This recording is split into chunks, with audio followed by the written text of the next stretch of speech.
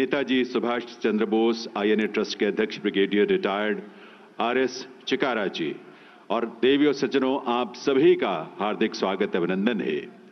मैं निवेदन करूंगा नेताजी सुभाष चंद्र बोस आईएनए ट्रस्ट के अध्यक्ष ब्रिगेडियर आरएस चिकारा जी से कि वे अपने स्वागत संबोधन के लिए पधारें। ब्रिगेडियर आरएस चिकारा जी, आप सब जानते हैं नेताजी सुभाष चंद्र बोस आईएनए ट्रस्ट की विधिवत स्थापना सन 2001 में हुई थी। उस समय स्वर्गीय अटल बिहारी वाजपेयी जी प्रधानमंत्री के पद पर सुशोभित थे, जबकि आदरणीय लाल कृष्ण आडवाणी जी उप प्रधानमंत्री। उनका पूरा सहयोग और समर्थन मिला था इसकी स्थापना में। ट्रस्ट का उद्देश्य नेताजी की जो इतनी प्रेरक स्मृतियां हैं, विरासत है, उनका महान योगदान है, उससे आज और आने वाली पीढ़ियां परिचित हों, प्रेरित हों, यही प्रयास है इस ट्रस्ट का। इसके अध्यक्ष ब्रिगेडियर रिटायर्ड आरएस चिकारा जी स्वागत संबोधन के साथ।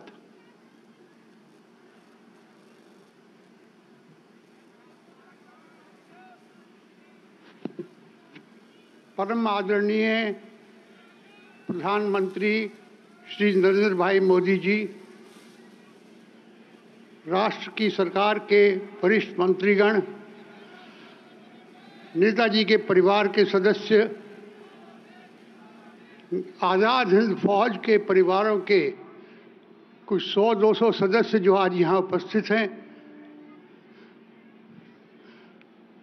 आज नेताजी सुभाष का 127वां वर्ष दिवस का उत्सव है। इस समय में ये मेरा सौभाग्य है कि मैं आप लोगों का अभिनंदन करूं, आपका स्वागत करूं।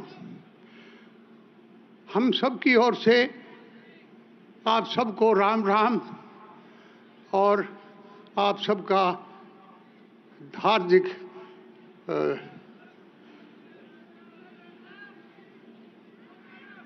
अभिनंदन।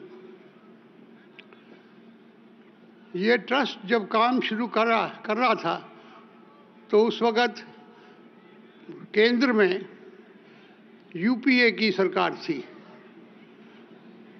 और उनमें उनके कोई रुचि नहीं थी कि नेताजी का नाम या नेताजी का काम आप सब लोगों तक, देश के वासियों के तक पहुँचे।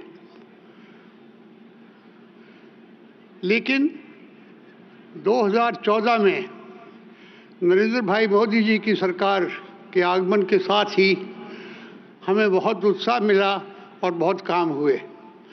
आप सबको विदित है कि अंडमान निकोबार द्वीप समूह में कई द्वीपों के नाम बदले गए। नेताजी की लाइफ के बारे में जो डॉक्यूमेंट्स थे, जो फाइलें थी, उनको डिक्लासिफाई किया गया और 2018 में लाल किले के अंदर ही नेताजी का आईएनए का म्यूजियम बना। ये सब उपलब्धियां तो हैं, लेकिन जो काम हमारे प्रधानमंत्री जी इस देश के लिए कर रहे हैं, उनसे बिल्कुल साफ है कि एक ऐसा भारत जो नेताजी के स्वप्नों का भारत कहलाने के लायक हो, वो अब निर्माणाधीन है। मुझे पूरी आशा है कि ये नेताजी के स्वप्नों का भारत मोदी जी के करकमलों द्वारा संपन्न होगा। ट्रस्ट का पूरा योगदान इस चीज़ में है और हमारे पास कोई लगभग 1 लाख ऐसे नेताजी वॉलंटियर्स की टीम है जो इस काम को करने में अपना पूरा सहयोग दे सकेगी। इस अवसर पर आप सब लोगों का एक दफ़ा फिर स्वागत है। धन्यवाद। जय हिंद।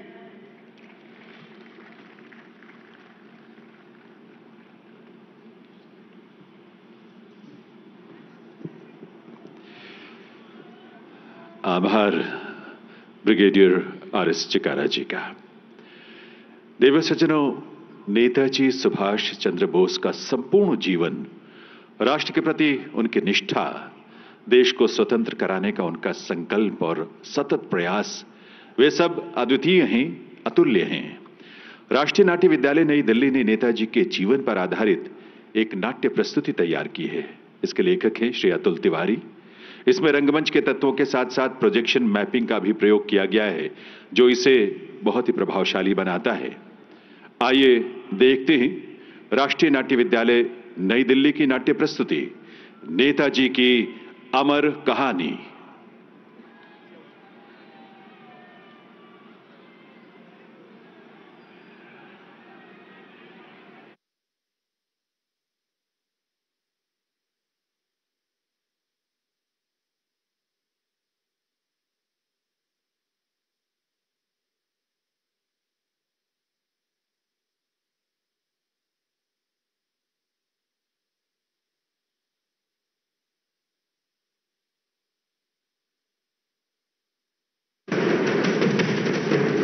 वंदे मातरम सुजलाम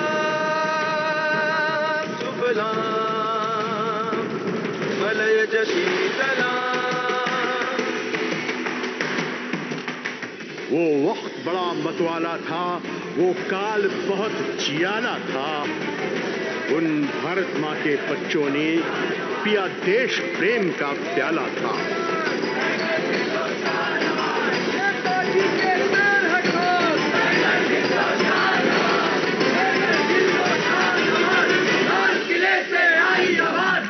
दिल्ली के इस लाल किले में जय नेताजी की छाई थी। उधर मुंबई में नौसैनिक युवकों ने क्रांति बचाई थी।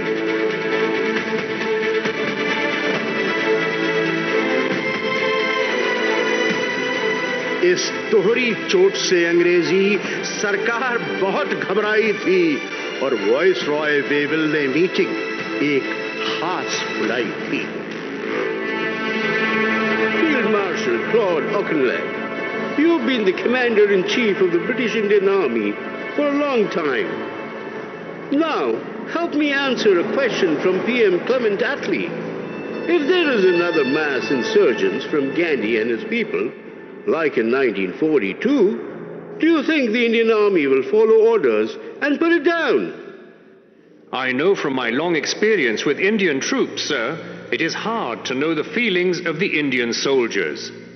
And, sir, today none of us know how the Indian ranks feel about the Indian National Army of Subhash Chandra Bose.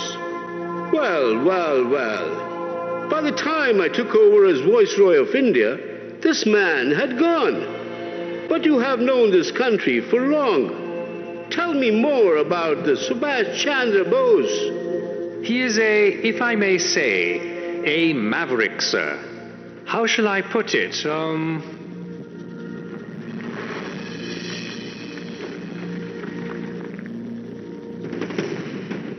Cuttack में जन्मा था एक बालक, कलकत्ते में पला बढ़ा। छोटी उम्र में ही वो बच्चा करने लगा था काम बड़ा।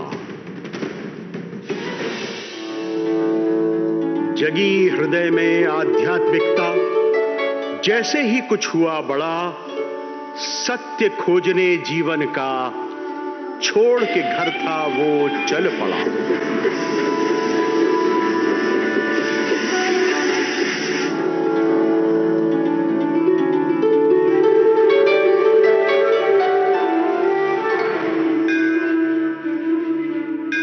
हेमंत, गुरु और ईश्वर तो मुझे नहीं मिला, किंतु एक ज्ञान अवश्य मिल गया है। और वो क्या है? कितना गरीब बना दिया है हमारे देश को इन अंग्रेजों ने। कभी अपना भारत सोने की चिड़िया कहलाता था, आज वो चिड़िया उड़ना तो दूर, चलने के काबिल भी नहीं रह गई है। जब तक हमारे जैसे लोग देश के दीनहीन, पीड़ित, शोषित लोगों को अपना ईश्वर नहीं मानेंगे, तब तक भारत माता का उद्धार नहीं होगा। मैं घर वापस जाना चाहता हूँ। अब से भारत माता को अंग्रेजों की दास्तां से मुक्त कराना ही मेरी पूजा अर्चना भक्ति होगी।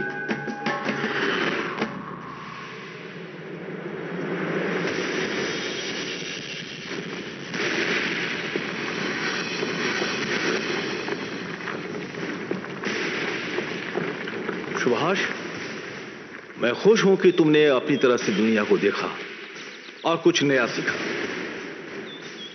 अब अगर अंग्रेजों से लड़ना है तो उन्हें समझना होगा अंदर से, उनकी भाषा, उनके तरीके, उनके झूठ फरेब सब समझने होंगे। इसीलिए मैं चाहता हूं कि तुम पढ़ाई करो और आईसीएस बनने लंदन जाओ।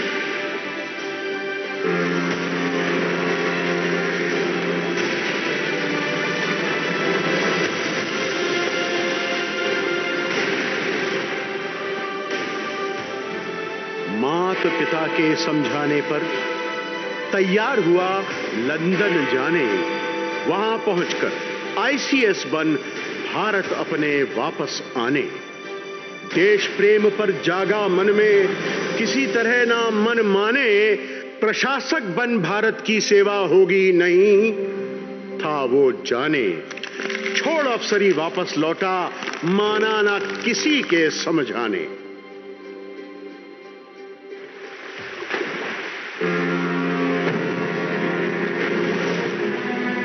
बंबई उतर मिला बापू से, कलकत्ते में चितरंजन दास। नए जोश से जुड़ा स्वराज से, आती न गुलामी उसको रास।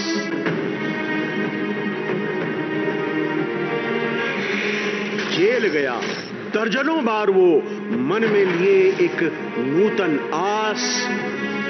देश निकाला 2 बार झेला, किंतु न डिगने दिया विश्वास। अंत में बना अध्यक्ष कांग्रेस का, योजन का नेता था खास। वहां भी जब पाई जंजीरें, छोड़ के चल दिया अपना ताज।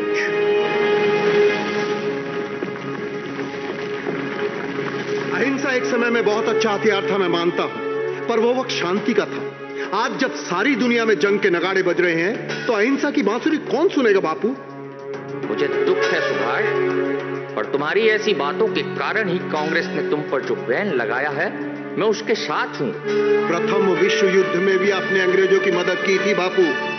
बदले में हमें क्या मिला? रोलेट एक्ट और जलियांवाला बाग। इस बार भी अगर हम चूक गए तो शिकंजा इतना कस जाएगा कि हम सदियों तक गुलाम रहेंगे। ये चुप बैठने का समय नहीं है बापू।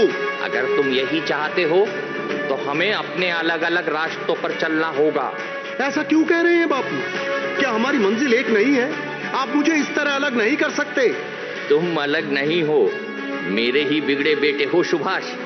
अब जबकि हमारे रास्ते अलग हो चुके हैं, तो भी मेरे दिल में तुम्हारे लिए प्यार कम नहीं हुआ है। बापू, आप ही ने कभी कहा था, अगर तुम अकेले छूट जाओ और सत्य तुम्हारे साथ हो तो आगे बढ़ने से मत डरना। मैं तुम्हारे तरीकों से सहमत नहीं हूं सुभाष, किंतु अगर तुमने अपने तरीके से भारत को स्वतंत्र कर लिया तो देखना, सबसे पहले मैं ही तुम्हारी पीठ थपथपाने आऊंगा। तो मुझे आशीर्वाद दीजिए बापू कि मुझे अपने मार्ग पर सफलता मिले। যদি তোর ডাক শুনে কেউ না আসে তবে একলা চলো রে। যদি তোর ডাক শুনে কেউ না আসে তবে একলা চলো রে।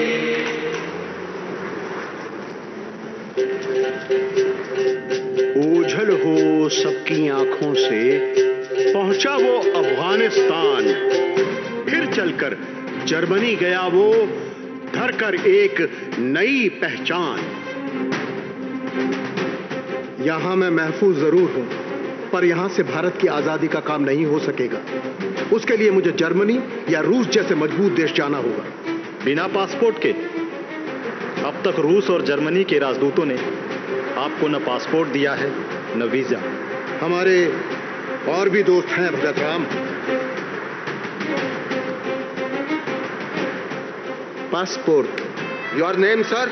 Count Orlando Mazzotta from Italy.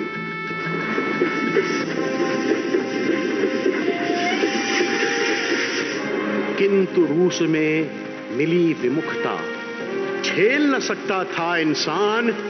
बिना रुके आगे चल दिया, पाना था देश का उसे सम्मान।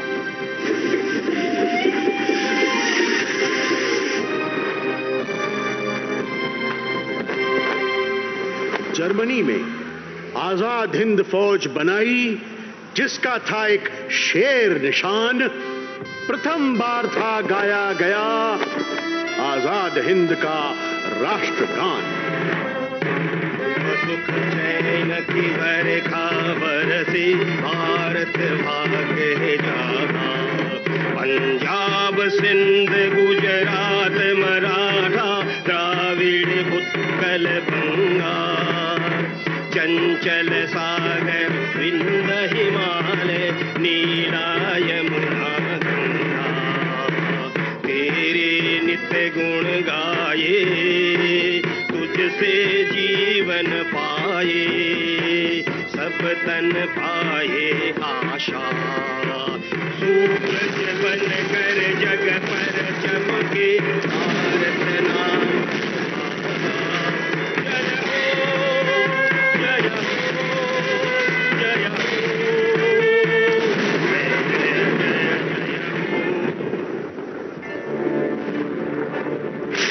द्वितीय विश्व युद्ध में लेकिन नेताजी को किया हल्कान, पनडुब्बी में चलकर मेडागास्कर पहुंचा वो इंसान।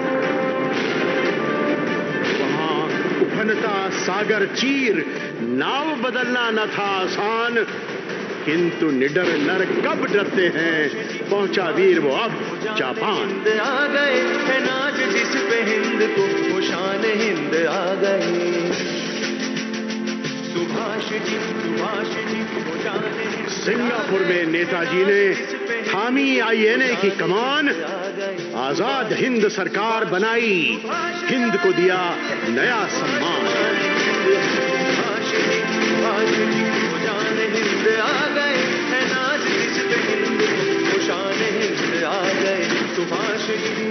आईएनए को संग लिए मैं अब तो दिल्ली और बढ़ूंगा, लाल किले पर चढ़े तिरंगा अब तभी मैं दम लूंगा, कोई जरूरत समराई सा अपने प्राणों की बलि दूंगा, तुम मुझे खून दो मैं तुम्हें आजादी दूंगा। कदम कदम बढ़ाए जा खुशी के गीत गाए जा, ये जिंदगी है कौम की तू कौम पे लुटाए जा, कदम कदम बढ़ाए जा खुशी के गीत गाए जा, ये जिंदगी है कौम की तू कौम पे। बना के आजाद हिंद हुकूमत ब्रिटेन पे छेड़ी बड़ी लड़ाई, दुनिया भर के 9 मुल्कों से भारत को मान्यता भी दिलवाई। What sir? जनाना ब्रिगेड, औरतों की फौजी टुकड़ी, और क्या? ओह, मगर ऐसा तो पूरी दुनिया में कभी नहीं हुआ है सर। हुआ है। तुमने झांसी की रानी लक्ष्मीबाई का नाम नहीं सुना है क्या? या मंगलुरु की अब्बक्का का, या कित्तूर की चन्नम्मा का, या लखनऊ की बेगम हजरत महल का? जी सुना है। और मैं चाहता हूं डॉक्टर लक्ष्मी कि तुम आईएनए की महिला ब्रिगेड की कमान संभालो। पर नेताजी, औरतें जंग में क्या करेंगी? लड़ेंगी फ्रंट पर, और क्या? नेताजी, मैं इंडियन इंडिपेंडेंस लीग में औरतों का काम देखती हूँ और साथ में अस्पताल भी चलाती हूँ। आप मुझे मेडिकल कोर का काम दे दीजिए, वो काम औरतों के लिए ठीक है। पर मेरा मानना है डॉक्टर लक्ष्मी कि दुनिया का कोई ऐसा काम नहीं है जो औरतें नहीं कर सकती। इस जंग में फ्लोरेंस नाइटिंगेल बन के काम नहीं चलेगा, तुम्हें जोन ऑफ आर्क बनना होगा। पर मुझे फौज के तौर तरीके कहाँ आते हैं सर? तो सीख जाओगी। तुम में वो हिम्मत और हौसला है कि तुम आईएनए की औरतों की ब्रिगेड को खड़ा कर सको, जिसका नाम होगा रानी झांसी ब्रिगेड। वैसे भी लक्ष्मीबाई के नाम पर बनी पलटन खुद लक्ष्मी संभाले तो अच्छा होगा ना? जय हिंद सर। जय हिंद।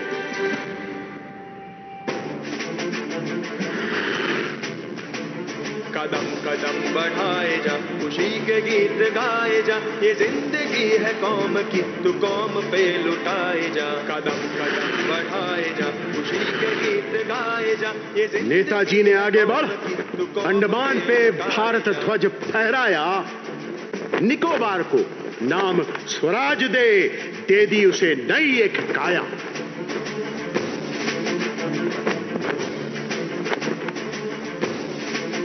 आईएनए ने मोएरोंग मणिपुर में तिरंगा था लहराया, इरावड़ी नद पोपा पर्वत मैंडले में शत्रु को चकराया, राष्ट्रपिता की दे उपाधि गांधी बापू का मान बढ़ाया।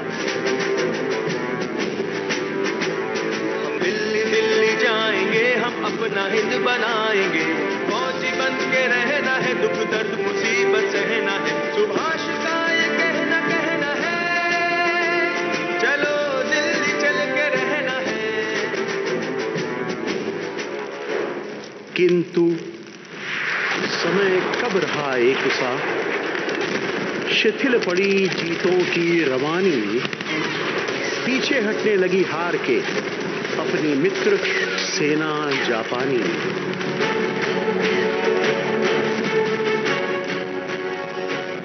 विश्व युद्ध में अणुबम ने हस्ती कर दी सारी कहानी, नेताजी की आईएनए ने झेली अनेकानेक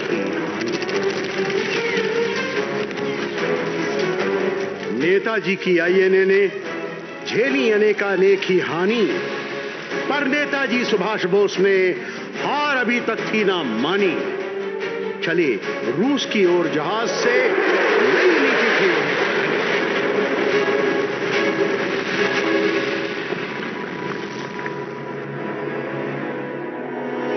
याद रखो साथियों, जापान जंग हारा है, हिंदुस्तान नहीं। मैं मंचूरिया के रास्ते सोवियत रूस जाऊंगा और भारत की आजादी की जंग जारी रखूंगा, मगर इस जहाज में सिर्फ एक और सीट हमें मिल सकती है। इसलिए मेरे chief of staff Habibur Rahmani मेरे साथ जाएंगे। तो मेरा आखिरी ऑर्डर ऑफ द डे लिख लो आबिद। Yes sir. साथियों, आज परीक्षा की इस घड़ी में 38 करोड़ हिंदुस्तानियों की नजरें जवाब के लिए हमारी तरफ टिकी हुई है। ऐसे वक्त में यह जरूरी है कि हम हिंदुस्तान की आजादी में अपने अकीदे को कमजोर ना पड़ने दें। हमारी मंजिल एक थी, एक है और एक रहेगी, दिल्ली। हां, दिल्ली तक पहुंचने की राहें अनेक है। आजाद हिंद फौज के अमर जवानों का खून एक न एक दिन जरूर रंग लाएगा। अब दुनिया में कोई ताकत नहीं जो भारत को गुलाम बना के रख सके।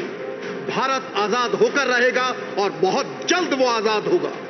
साथियों, हम जल्दी मिलेंगे एक आजाद हिंदुस्तान में और लाल किले पर अपना तिरंगा फहराएंगे। जय हिंद, जय हिंद। किंतु भाग में कुछ और लिखा था। ओझल हुआ वो हिंदुस्तानी, जीते जी ही लिखी सुभाष ने अपनी कहानी, अपनी जुबानी। 3 हरफों में वो कह गए, इत्तेफाक, एतमाद, कुर्बानी।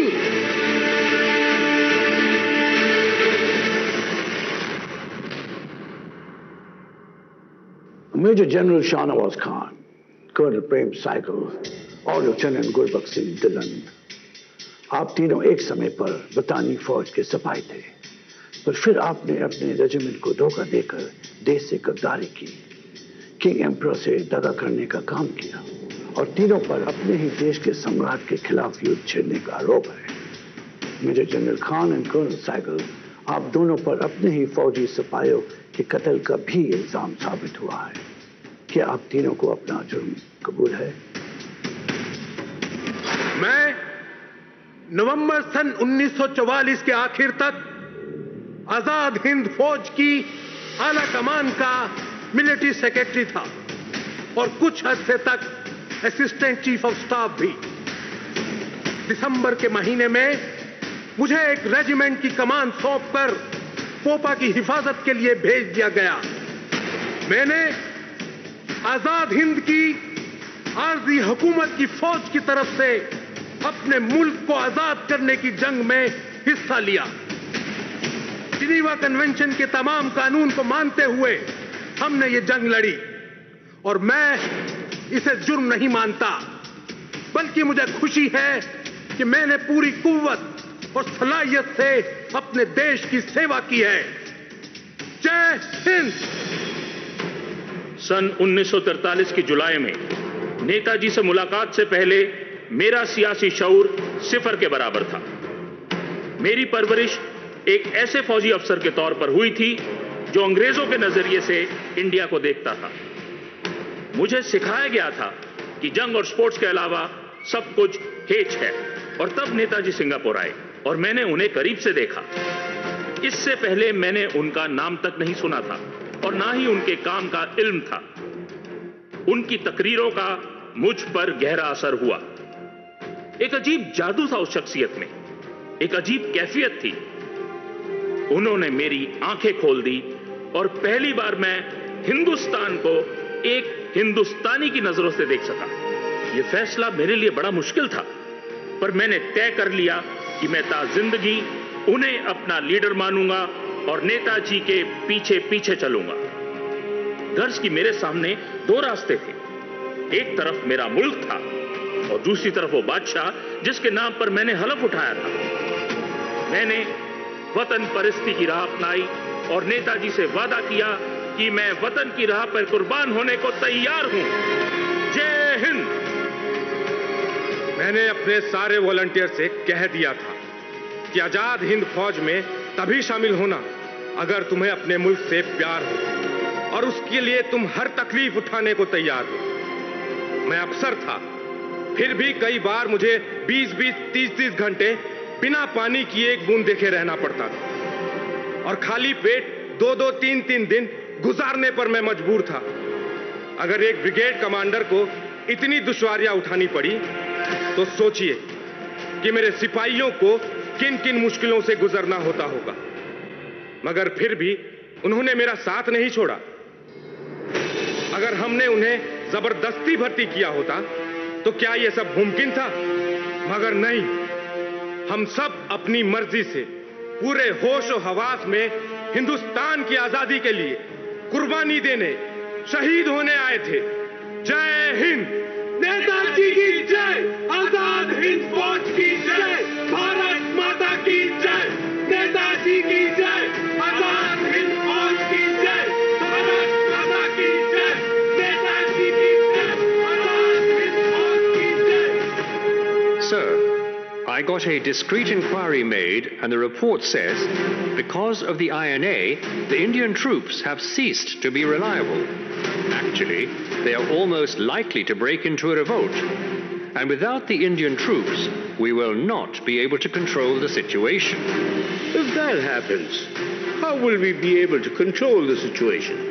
Lord Wavell, perhaps it is not a question of if, but when, sir. And in that case, to regain control, sir, nothing short of an organized military campaign for the reconquest of India will be needed. Because such a revolt will not only be confined to India, but will spread to Indian troops deployed in Burma, Malaya, Java, and the Middle East. In short, you are telling me that I should inform London that because of this man, Subhash, we are no more capable to rule India anymore? And we will have to free India after almost 200 years of British rule? Yes, sir. वो व्यक्ति नहीं, इतिहास पुरुष था। देश पे home दी उसने जवानी। बदला भारत भाग्य को उसने, हिम्मत थी उसकी चट्टानी। नेताजी सुभाष बोस की ना भूलेगा देश कहानी। कर्तव्य पथ पर करे नमन, जहां खड़ा है वो सेनानी। तू कौम पे लुटाए जा।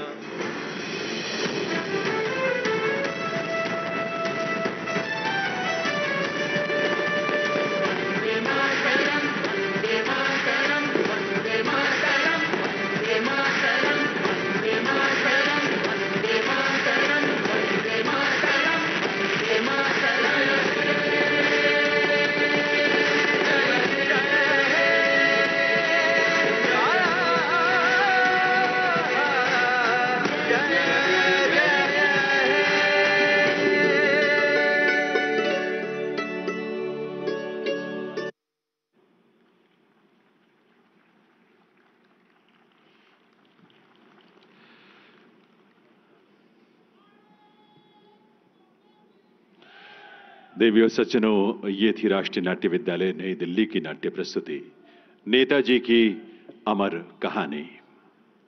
देवियों सज्जनों, नेताजी सुभाष चंद्र बोस के सहयोगी और आजाद हिंद फौज का हिस्सा रहे लेफ्टिनेंट आर माधवन आज पराक्रम दिवस समारोह के इस कार्यक्रम में यहां हम सबके बीच उपस्थित हैं। यह हमारा परम सौभाग्य है। 18 वर्ष की उम्र में सन 1943 में आप आजाद हिंद फौज में शामिल हुए थे। आज आप 98 वर्ष के हैं।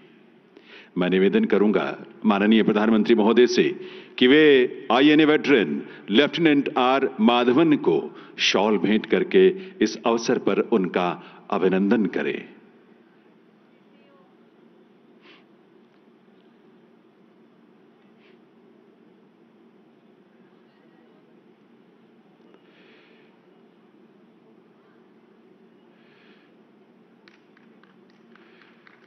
आप सबकी करतल ध्वनि के साथ, पूरे सम्मान से भरी करतल ध्वनि के साथ बहुत बहुत वंदन, अभिनंदन।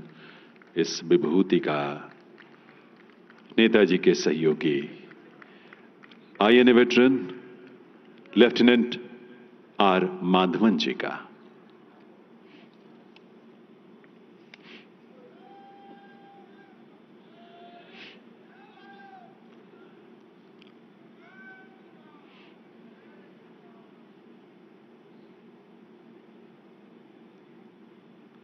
प्रधानमंत्री महोदय से निवेदन है कि वे रिमोट का बटन दबाकर भारत पर्व 2024 का शुभारंभ करने की भी कृपा करें।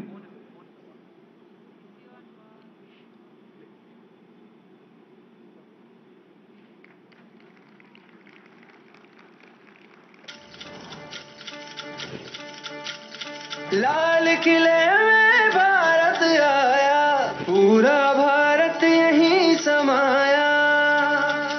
अमृत काल में जब देश विकसित भारत के संकल्प को लेकर तेजी से आगे बढ़ रहा है, तो हमारे प्रधानमंत्री नरेंद्र मोदी जी का एक भारत श्रेष्ठ भारत का विजन इस संकल्प की सिद्धि में अहम भूमिका निभा रहा है। अपनी समृद्ध विरासत से लगातार प्रेरणा लेते हुए आज 140 करोड़ भारतवासी पूरी एकता और एकजुटता से राष्ट्र निर्माण में योगदान दे रहे हैं। इस अमृत काल में 140 करोड़ देशवासियों के सपने संकल्प भी बनाने हैं।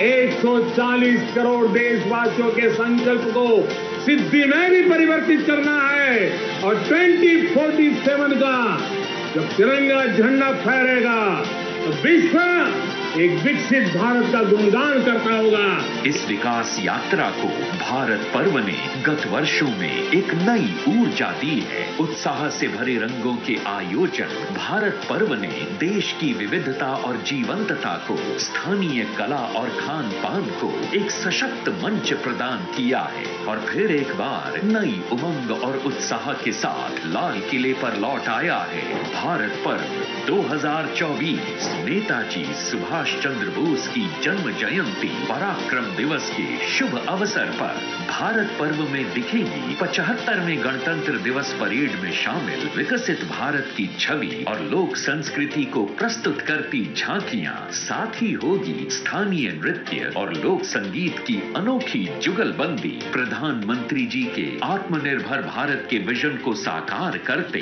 भारत के कोने कोने से आए हस्तशिल्प के नायाब कारीगरों के होंगे बेहतरीन लोकल उत्पाद। इतना ही नहीं, देश भर के पकवानों से लगेगा राजधानी दिल्ली में स्वाद और जायके का तड़का।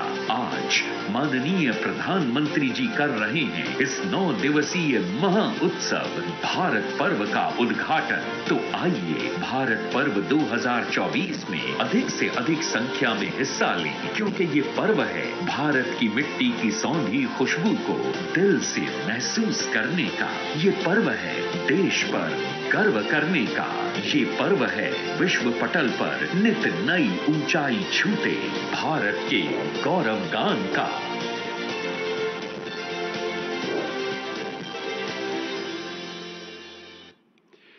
देवियों सज्जनों, आइए आप सबकी करतल ध्वनि के साथ निवेदन करें माननीय प्रधानमंत्री महोदय से इस अवसर पर उनके प्रेरक संबोधन के लिए।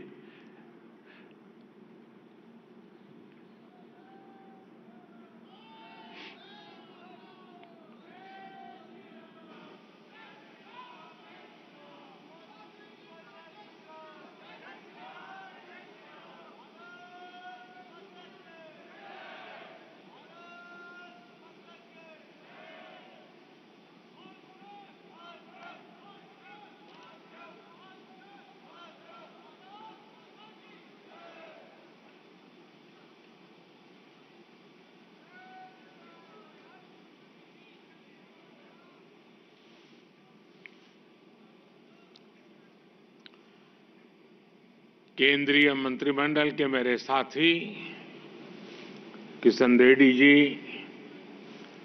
Arjun Ram Meghwal ji, Meenakshi Lekhi ji, Ajay Bhatt ji, brigadier RS. Chikara ji, INA veteran lieutenant R. Madhavan ji और मेरे प्यारे देशवासियों, आप सभी को नेताजी सुभाष चंद्र की जन्म जयंती पर पराक्रम दिवस की बहुत बहुत बधाई।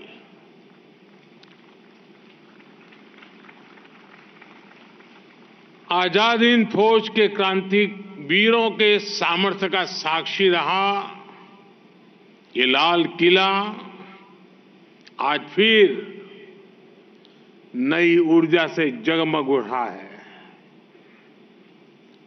अमृतकाल के शुरुआती वर्ष पूरे देश में संकल्प से सिद्धि का उत्साह, ये पल वाकई अभूतपूर्व है। कल ही पूरा विश्व भारत की सांस्कृतिक चेतना के एक ऐतिहासिक पड़ाव का साक्षी बना है। भव्य राम मंदिर में प्राण प्रतिष्ठा की ऊर्जा को, उन भावनाओं को पूरे विश्व ने, पूरी मानवता ने अनुभव किया है। और आज हम नेताजी सुभाष चंद्र बोस की जन्म जयंती का उत्सव मना रहे हैं। पिछले कुछ वर्षों में हमने देखा है कि जब से 23 जनवरी को पराक्रम दिवस घोषित किया गया, गणतंत्र दिवस का महापर्व 23 जनवरी से बापू की पुण्यतिथि 30 जनवरी तक चलता है। गणतंत्र के इस महापर्व में अब 22 जनवरी का आस्था का भी महापर्व जुड़ गया है। जनवरी महीने के ये अंतिम कुछ दिन हमारी आस्था, हमारी सांस्कृतिक चेतना, हमारे गणतंत्र और हमारी राष्ट्रभक्ति के लिए बहुत प्रेरक बन रहे हैं। मैं आप सभी को शुभकामनाएं देता हूं, बधाई देता हूं। साथियों, आज यहां नेताजी के जीवन को दर्शाने वाली प्रदर्शनी लगी है। कलाकारों ने एक ही कैनवस पर नेताजी के जीवन को चित्रित भी किया है। मैं इस प्रयास से जुड़े सभी कलाकारों की सराहना करता हूं। कुछ देर पहले मेरी राष्ट्रीय बाल पुरस्कार से पुरस्कृत युवा साथियों से भी बातचीत हुई है।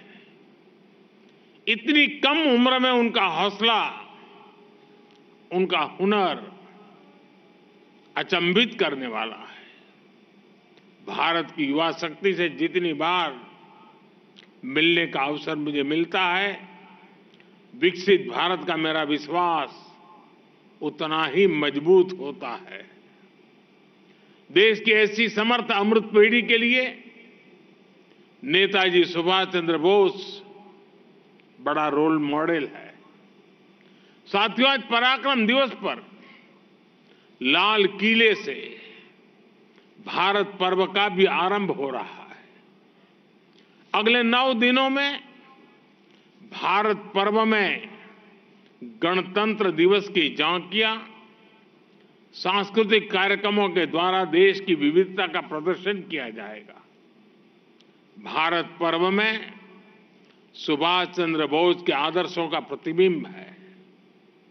ये पर्व है वोकल फॉर लोकल को अपनाने का। ये पर्व है पर्यटन को बढ़ावा देने का। ये पर्व है विविधता के सम्मान का। ये पर्व है एक भारत श्रेष्ठ भारत को नई ऊंचाई देने का। मैं सभी से आह्वान करूंगा कि हम सब इस पर्व से जुड़कर देश की डायवर्सिटीज को सेलिब्रेट करें।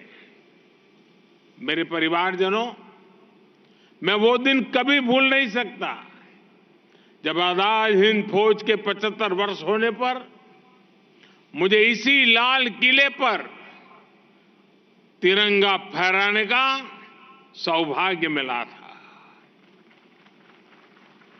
नेताजी का जीवन परिश्रम ही नहीं, पराक्रम की भी पराकाष्ठा है। नेताजी ने भारत की आजादी के लिए अपने सपनों, अपने आकांक्षाओं को तिलांजलि दे दी। वे चाहते तो अपने लिए एक अच्छा जीवन चुन सकते थे, लेकिन उन्होंने अपने सपनों को भारत के संकल्प के साथ जोड़ दिया। नेताजी देश के उन महान सपूतों में से एक थे जिन्होंने विदेशी शासन का सिर्फ विरोध ही नहीं किया, बल्कि भारतीय सभ्यता पर सवाल उठाने वालों को भी जवाब दिया। ये नेताजी थे जिन्होंने पूरी ताकत से मदर ऑफ डेमोक्रेसी के रूप में भारत की पहचान को विश्व के सामने रखा। जब दुनिया में कुछ लोग भारत में लोकतंत्र के प्रति आशंकित थे, तब नेताजी ने उन्हें भारत के लोकतंत्र की उसके अतीत को याद दिलाया। नेताजी कहते थे कि डेमोक्रेसी ह्यूमन इंस्टीट्यूशन है और भारत के अलग अलग स्थानों में सैकड़ों वर्षों से ये व्यवस्था चली आ रही है। आज जब भारत लोकतंत्र की जननी की अपनी पहचान पर गर्व करने लगा है, तो ये नेताजी के विचारों को भी मजबूत करता है। साथियों, नेताजी जानते थे कि गुलामी सिर्फ शासन की नहीं होती है, बल्कि विचार और व्यवहार की भी होती है। इसलिए उन्होंने विशेष रूप से तब की युवा पीढ़ी में इसको लेकर चेतना पैदा करने का प्रयास किया। अगर आज के भारत में नेताजी होते तो वे युवा भारत में आई नई चेतना से कितने आनंदित होते, इसकी कल्पना की जा सकती है। आज भारत का युवा अपनी संस्कृति, अपने मूल्य, अपनी भारतीयता पर जिस प्रकार गर्व कर रहा है वह अभूतपूर्व है। हम किसी से कम नहीं, हमारा सामर्थ्य किसी से कम नहीं। ये आत्मविश्वास आज भारत के हर नौजवान में आया है। हम चांद पर वहां झंडा फहरा सकते हैं जहां कोई नहीं जा पाया। हम 15 लाख किलोमीटर की यात्रा करके सूर्य की तरफ गति करके वहां पहुंचे हैं, जिसके लिए हर भारतीय गर्व करता है। सूर्य हो या समंदर की गहराई, हमारे लिए किसी भी रहस्य तक पहुंचना मुश्किल नहीं है। हम दुनिया की शीर्ष 3 आर्थिक ताकतों में से एक बन सकते हैं। हमारे पास विश्व की चुनौतियों का समाधान देने का सामर्थ्य है। ये विश्वास, ये आत्मविश्वास आज भारत के युवाओं में दिख रहा है। भारत के युवाओं में आई ये जागृति विकसित भारत के निर्माण की ऊर्जा बन चुकी है। इसलिए आज भारत का युवा पंच प्राणों को आत्मसात कर रहा है। इसलिए आज भारत का युवा गुलामी की मानसिकता से बाहर निकलकर काम कर रहा है। मेरे परिवारजनों, नेताजी का जीवन और उनका योगदान युवा भारत के लिए एक प्रेरणा है। ये प्रेरणा हमेशा हमारे साथ रहे, कदम कदम पर रहे। इसके लिए बीते 10 वर्षों में हमने निरंतर प्रयास किया है। हमने कर्तव्य पथ पर नेताजी की प्रतिमा को उचित स्थान दिया है। हमारा मकसद है कर्तव्य पथ पर आने वाले हर देशवासी को नेताजी का कर्तव्य के प्रति समर्पण याद रहे। जहां आजाद हिंद सरकार ने पहली बार तिरंगा फहराया, उस अंडमान निकोबार के द्वीपों को हमने नेताजी के नाम दिए। अब अंडमान के नेताजी के लिए समर्पित मेमोरियल का भी निर्माण किया जा रहा है। हमने लाल किले में ही नेताजी और आजाद हिंद फौज के योगदान के लिए समर्पित म्यूजियम बनाया है। आपदा प्रबंधन पुरस्कार के रूप में पहली बार नेताजी के नाम से कोई राष्ट्रीय पुरस्कार घोषित किया गया है। आजाद हिंदुस्तान में किसी सरकार ने आजाद हिंद फौज को समर्पित इतना काम नहीं किया जितना हमारी सरकार ने किया। और इसे मैं अपनी सरकार का सौभाग्य मानता हूं। साथियों, नेताजी देश के सामने आने वाली चुनौतियों को भली भांति समझते थे, उनके प्रति सबको आगाह करते थे। उन्होंने कहा था कि अगर हमें भारत को महान बनाना है तो पॉलिटिकल डेमोक्रेसी, डेमोक्रेटिक सोसाइटी की नींव पर सशक्त होनी चाहिए। लेकिन दुर्भाग्य से आजादी के बाद उनके इस विचार पर ही कड़ा प्रहार किया गया। आजादी के बाद परिवारवाद, भाई भतीजावाद जैसी अनेक बुराइयां भारत के लोकतंत्र पर हावी होती रही। ये भी एक बड़ा कारण यहां रहा है कि भारत उस गति से विकसित नहीं कर पाया, विकास नहीं कर पाया जिस गति से उसे करना चाहिए था। समाज का एक बहुत बड़ा वर्ग अवसरों से वंचित था। वो आर्थिक और सामाजिक उत्थान के संसाधनों से दूर था। राजनीतिक और आर्थिक फैसलों पर, नीति निर्माण पर गिने चुने परिवारों का ही कब्जा रहा।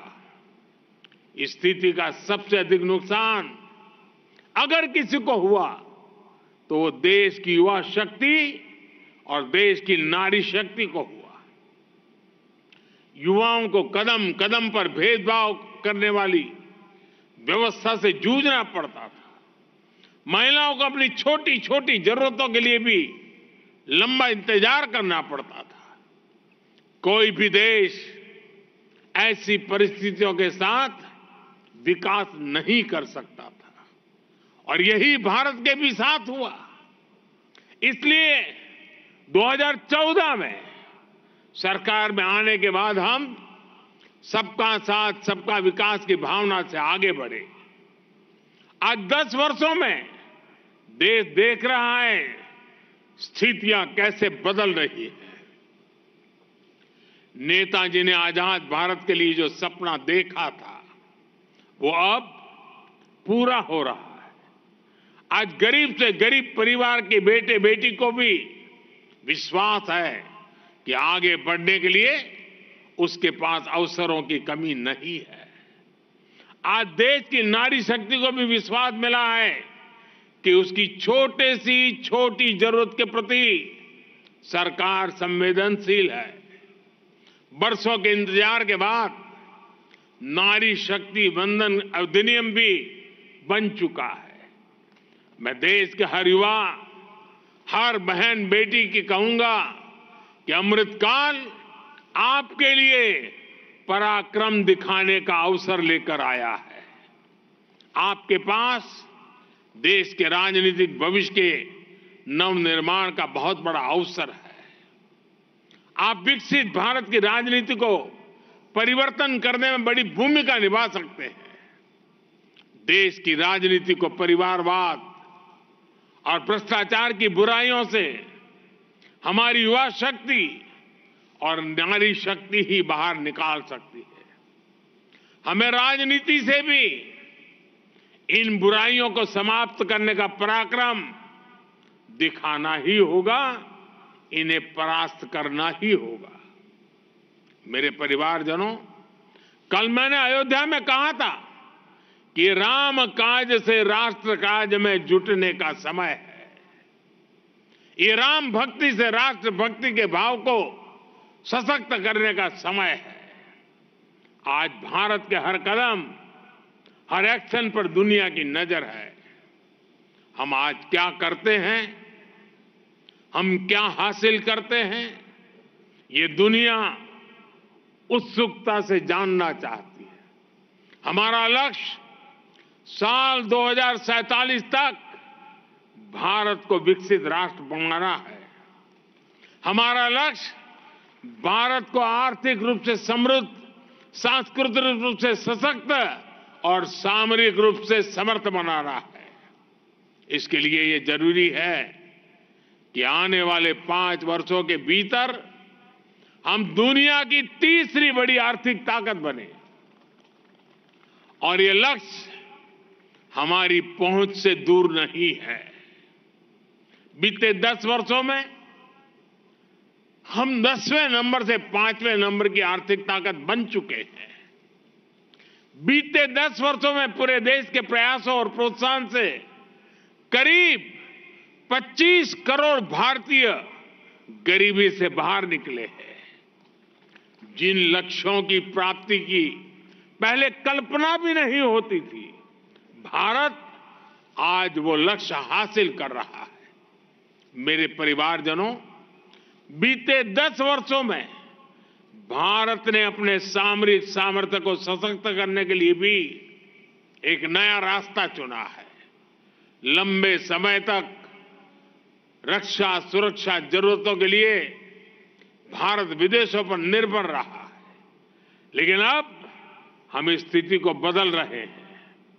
हम भारत की सेनाओं को आत्मनिर्भर बनाने में जुटे हैं।